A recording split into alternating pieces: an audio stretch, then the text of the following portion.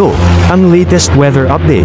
Alamin ang pinakasariwang ulat panahon ngayon dito sa Information TV Educational Channel 2. Tatlo tayong low pressure area na minomonitor.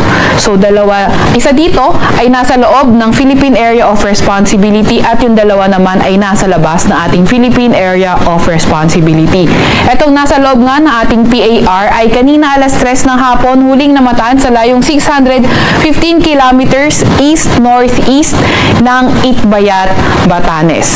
Etong low pressure area sa loob natin at yung nasa labas na ating Philippine Area of Responsibility, silang dalawa, nananatiling mababa yung tsansa na maging bagyo in the next 24 hours.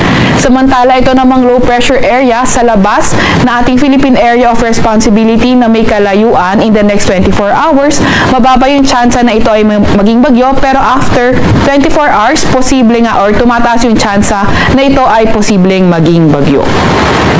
And currently, itong tatlong low pressure area na ito ay yung umiimpluwensya sa ating southwest monsoon o habagat na nakakaapekto sa may southern Luzon at Visayas. At itong southwest monsoon o habagat, nagdadala pa nga rin ng maulap na papawirin at mga kalat-kalat na pag-ulan, pagkidlat at pagkulog sa may Metro Manila, sa may Cavite, Batangas, Zambales, Bataan, sa may Occidental Mindoro, Palawan, pati na rin sa may Western Visayas. Kayo ating mga kababayan na nakatira sa mga flood-prone at landslide-prone areas ay pinag-iingat nga natin sa mga banta ng pagbaha o pagguho ng lupa.